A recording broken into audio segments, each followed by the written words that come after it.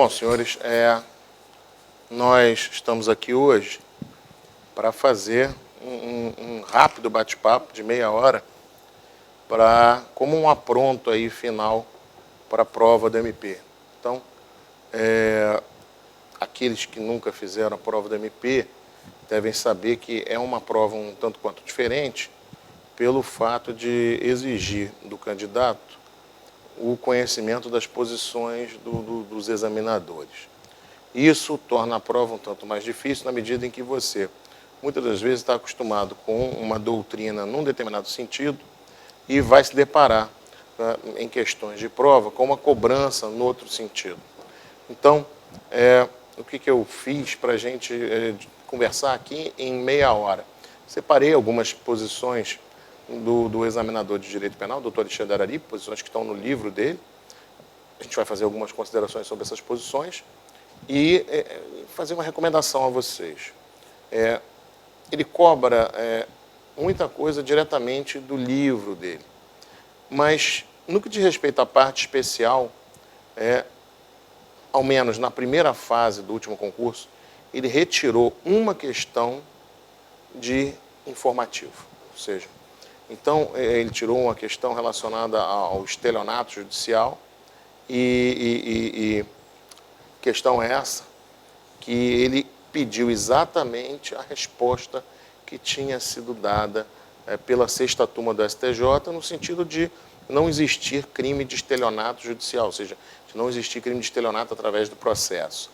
E quando, a rigor, autores como Nilo Batista, Magalhães Noronha, uma doutrina estrangeira, admite a existência do estelionato judicial a ponto de o STJ, ao longo do ano passado, ter revisto sua jurisprudência e passado a admitir o estelionato judicial em algumas hipóteses, não todas.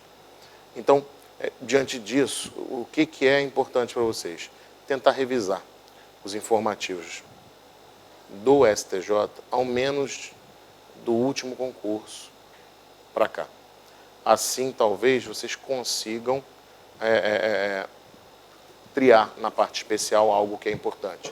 Eu diria que um tema bem interessante é a definição pelas turmas do STJ do delito de porte de arma. Definição do quê?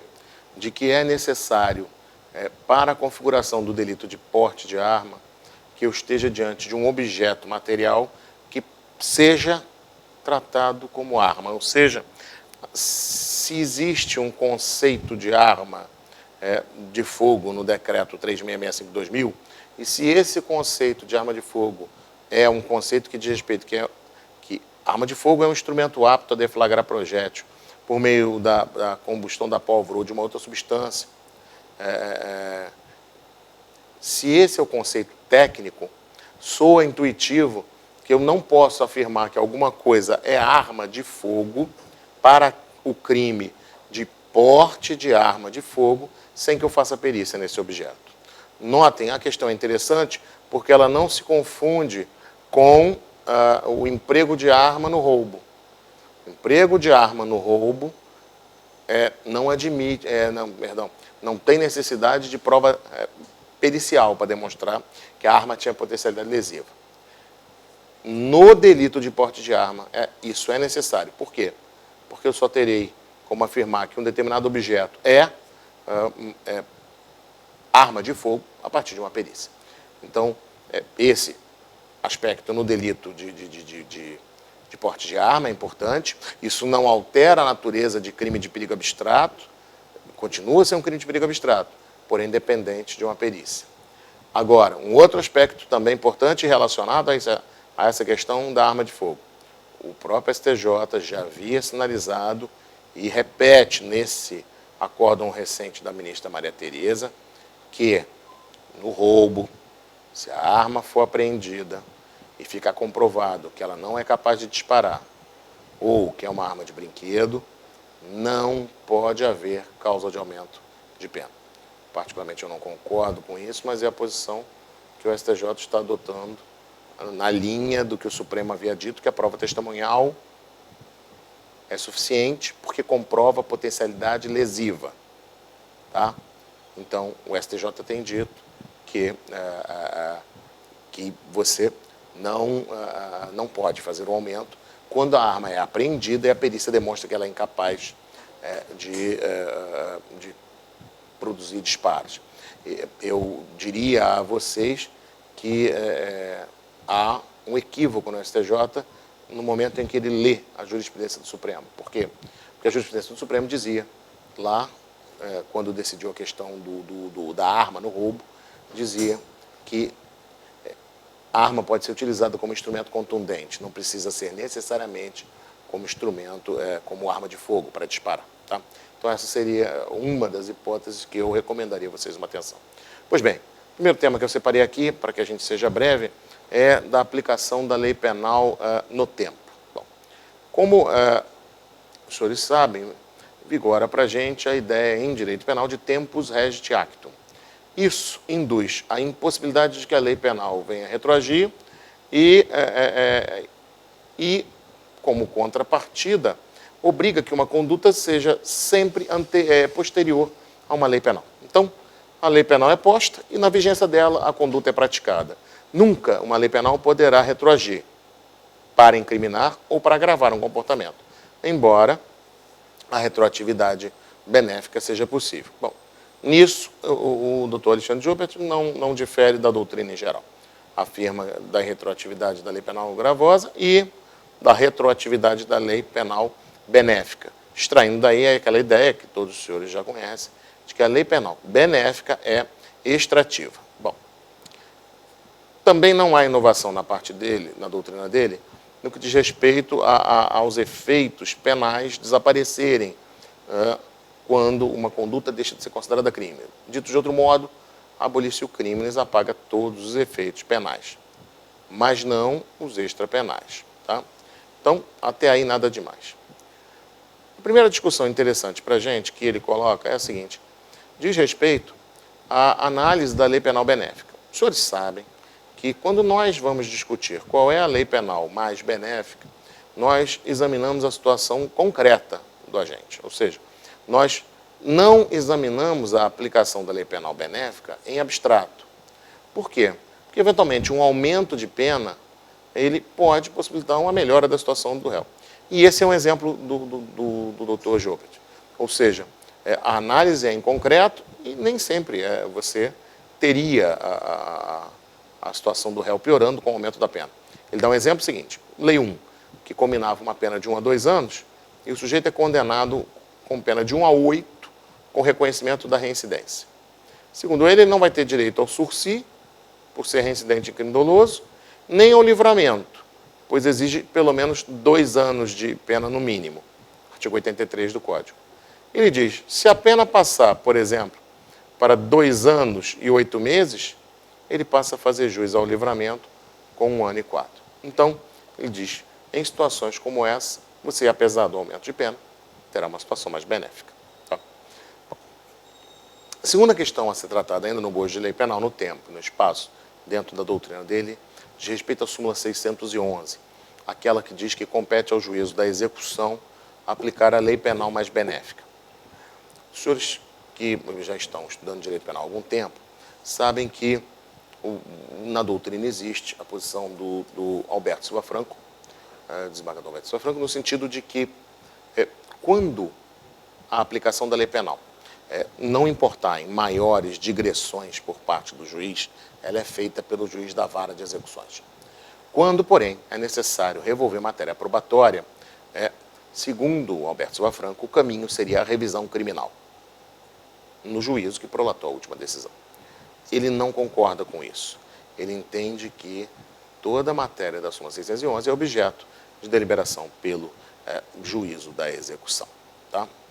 Então, o terceiro aspecto, ainda em lei penal no tempo e no espaço, é uma posição dele que colide com a posição do Supremo Tribunal Federal, adotada recentemente na Lei de Drogas, e com a posição amplamente majoritária na doutrina.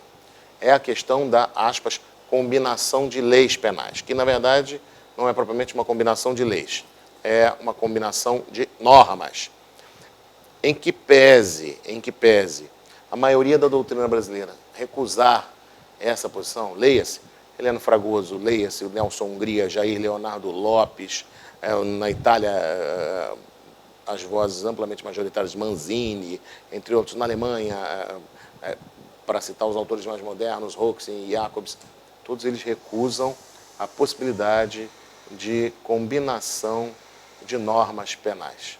Tá? Então, apesar de recusar a combinação de normas penais, a maioria da doutrina e o Supremo Tribunal Federal ter decidido no julgamento da aplicação da causa de diminuição de pena trazida pela lei de drogas nova, apesar do Supremo ter dito que essa causa de diminuição de pena prevista no 33, parágrafo 4º, causa essa inovação da lei de drogas atual, que essa causa de aumento não poderia, causa de diminuição, perdão, não poderia ser aplicada sob a condenação praticada de um crime que foi praticado na vigência da lei anterior, ou seja, quem foi condenado na lei 6368 pelo crime de tráfico, artigo 12, não pode se beneficiar do parágrafo 4º do artigo 33 da nova lei, porque isso seria, na visão do Supremo, uma combinação de leis penais, rompendo aquilo que foi o debate em torno da nova lei de drogas. Apesar disso, ele, doutor Alexandre Joppert, admite a combinação de normas penais para produzir uma lei penal mais benéfica. Nesse ponto, ele adota uma posição similar à de César Roberto Bittencourt e a de Damásio de Jesus. Ele cita no seu livro a posição de Américo Taipa. Segundo ele, com base numa suposta teoria da ponderação diferenciada que Américo Taipa de Carvalho defende em Portugal. Apenas para que a gente deixe isso muito claro, senhores, ele só recusa a possibilidade de combinação de normas no Código Penal Militar, onde há disposição expressa.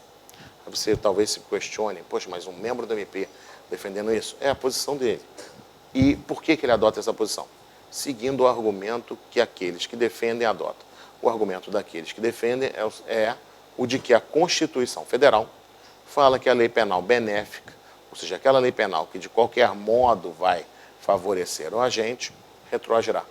Então, diz ele, se a lei penal de alguma forma favorece o agente, não há espaço para você recusar a sua aplicação. Então, ele admite a combinação de normas, o que é algo diferente, ou seja, ele admite a chamada lex tertia, tá?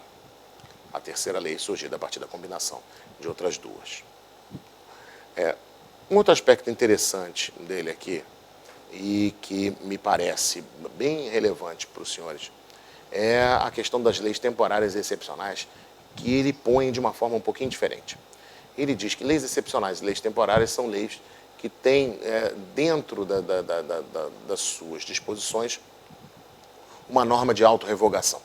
O que isso quer dizer com isso? Essas leis, elas trazem embutida em algum comando um momento em que elas perderão a eficácia. Bom, você fala assim, tudo bem, eu não vejo nenhum problema nisso. No que ele é diferente?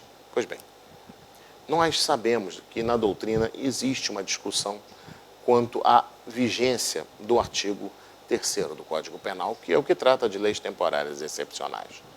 Essa controvérsia, ela põe, de um lado, Paulo José da Costa Júnior, que sustenta que nós temos, no artigo 3º, uma clara violação à Constituição Federal, que não faz ressalva à retroatividade benéfica. Então, diz o Paulo José da Costa Júnior que não subsiste mais no Brasil leis temporárias ou leis excepcionais. Tá? Todas as leis são permanentes, uma vez revogadas, isso beneficiou a gente. A posição que prevalece é do Bittencourt e a posição do Damásio, no sentido de que na lei temporária, o aspecto tempo é elemento da própria tipicidade, ou seja, o tempo é parte da própria tipificação da conduta. Bom, diante desses dois posicionamentos, o Joppert traz uma posição que é diferente. Ele sustenta que, na verdade, não há conflito de leis penais quando se trata de lei temporária ou lei excepcional. O argumento dele é o seguinte: essas normas, elas regulam aquelas situações que ocorreram na sua vigência e, como tem cláusula de autorrevogação, elas continuam a produzir efeito. Por quê? Porque elas não suscitam um conflito de leis penais no tempo. Não há propriamente uma lei penal posterior que revogue a lei anterior de modo a suscitar o debate quanto à retroatividade benéfica, tal como está na Constituição. A única exceção que ele faz é na hipótese em que, antes do término do prazo, da sua vigência, ou seja, antes de que possa operar a cláusula de autorrevogação, ele diz que se vier a ser revogada por uma outra lei, essa lei, nós estaremos aí sim diante do quê?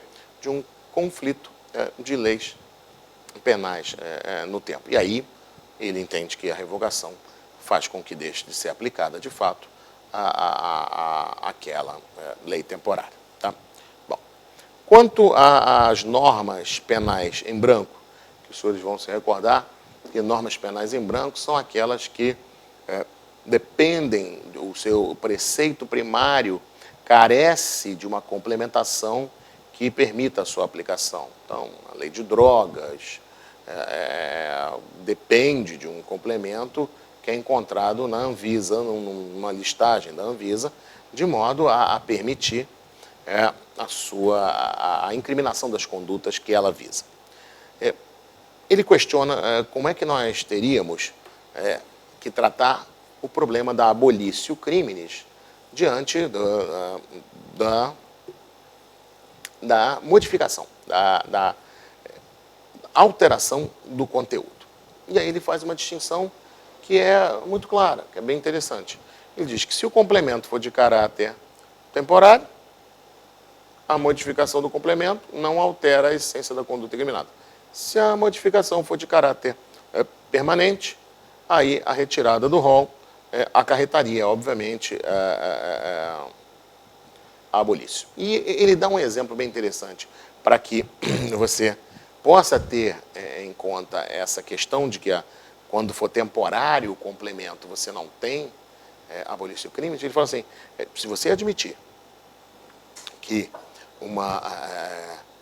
a modificação do complemento de caráter temporário ele gera abolício crimes, seria quase que como se você dissesse que alguém que está sendo processado em razão de ter cometido um crime por entrar numa rua na contramão, deixaria de responder por esse crime porque, em algum momento, a prefeitura mudou a mão daquela rua. Então, ele faz e pede essa distinção. Faz apenas uma ressalva até certo ponto interessante, que é a seguinte. Ele toma como exemplo o casamento e diz que o casamento, as normas relativas ao casamento, suscitam para a gente, em direito penal, a incidência dos impedimentos. Então ele diz, eventualmente, a modificação da lei civil relacionada ao casamento vai fazer desaparecer um impedimento que sempre existiu. E aí, nesse caso, a modificação faz desaparecer o conteúdo incriminador daquela disposição. Tá? Bom, um último aspecto que a gente deve abordar ainda aqui, que me parece interessante, diz respeito ainda sobre lei nova. Diz respeito à realização de uma conduta criminosa, tendo parte do crime ocorrido antes da nova lei e parte depois da nova lei. Ou seja, a conduta já era criminosa, foi feita uma combinação para realizar a conduta, só que um dos agentes praticou essa conduta antes da modificação da lei que elevou a pena. Ora, para o doutor Alexandre Joubert, aquele que realizou a conduta ao tempo da lei anterior fica com a pena da lei anterior. aquele que realiza a conduta ao tempo da lei nova fica com a pena da lei nova. Então, nós temos aí uma posição que é também a do outro examinador recente do MP, o doutor Alexandre Araripe, que trabalhava também dessa forma. Temos aqui, agora, no que diz respeito à lei penal no tempo, uma discussão que é proposta por ele, que é uma discussão que está na doutrina moderna e que é bem interessante. Ele questiona o seguinte: se um cidadão poderia reclamar a aplicação para ele de um entendimento jurisprudencial vigente ao tempo da conduta. Ou seja, vamos supor, pegar um exemplo bem simples. Eu pratico um roubo com arma de brinquedo. E hoje, tempo da minha conduta, arma de brinquedo, na visão do STJ e do STF, não é um objeto capaz de justificar a aplicação do aumento de pena. Porém, nesse meio termo, a jurisprudência muda e passa a entender que a arma de brinquedo é, sim, arma para fins do roubo. Por que é arma? Porque recuperou uma interpretação que vinha do Nelson Hungria, no sentido de que a razão de ser do aumento de pena quando é emprego de arma é a intimidação. E, reconhecendo isso, entende que seja uma arma de brinquedo, seja uma arma de verdade, aquele objeto terá aptidão para anular a capacidade de resistir da outra pessoa, justificando com isso um aumento de pena. Tá? Ele diz o seguinte, que não há direito adquirido a um entendimento jurisprudencial. Então ele diz, mesmo que a interpretação mude, essa nova interpretação será aplicada ao fato praticado antes da mudança de interpretação. Seu argumento é de que a lei é a mesma. Como a lei é a mesma, não há por que discutir isso. Aí você fala assim, bom, então tá bom, tranquilo, eu não tenho que ficar me preocupando muito com isso. O cara vai ser julgado conforme a interpretação da época. Não. Ele tem, na visão dele, uma exceção. Que, segundo ele, quando a súmula representa, na verdade, o próprio direito, a inovação. Então ele dá como exemplo, se a súmula inova no ordenamento jurídico, ou se ela é uma súmula vinculante, diz ele, nesses casos, o sujeito tem direito à interpretação decorrente da súmula vinculante ou da súmula do Supremo Tribunal que cria algum direito. Pois bem, ele dá como exemplo a súmula vinculante 26, que trata da progressão de regime em crime hediondo por força da inconstitucionalidade do regime integral fechado, e dá um outro exemplo com o qual eu acho que a gente tem que tomar um pouquinho de cuidado, porque ele faz uma interpretação como o Heleno Fragoso, que é a súmula 554. Para aqueles que se recordam, a súmula 554 é aquela do estelionato mediante cheque sem fundo. No estelionato mediante cheque sem fundo, quando o agente paga o cheque após o recebimento da denúncia, a súmula diz que isso não obsta a ação penal. A contrário do senso, se o cheque for pago antes da denúncia, nós teremos aí incidente, um afastamento do processo penal. O doutor Alexandre Jopert, ele entende que a súmula 554 criou uma causa de extinção da punibilidade. Como consequência, ele é a mesma posição do Heleno Fragoso, que acha que o Supremo, ao dizer isso, disse que a punibilidade está sendo extinta. Quando você vai à jurisprudência do Supremo, você vai ver que o Supremo diz, na verdade, num acórdão relatado pelo ministro Rafael Maier, ele diz que, na verdade, o que faz desaparecer é a justa causa para a ação penal e não faz surgir uma causa de extinção da punibilidade. Aí você fala assim, pô, Panenotti, o que eu vou sustentar na prova? Na prova você vai sustentar a posição dele. Por quê? Porque é a posição dele, que está no livro dele, então você cita, se quiser, ele. Mas, tirante isso, se você admitisse que a súmula 554 era, de fato, criadora de uma causa de extinção da punibilidade, essa súmula, como ela é anterior a 1984, ou seja, anterior à alteração da parte geral do Código Penal, ela teria como consequência qual? O fato de que, em 84, o legislador regulou a reparação do dano antes do recebimento da denúncia. Então, a consequência seria aquilo que era uma causa de extinção da punibilidade, deixou de sê-lo para passar a ser o quê?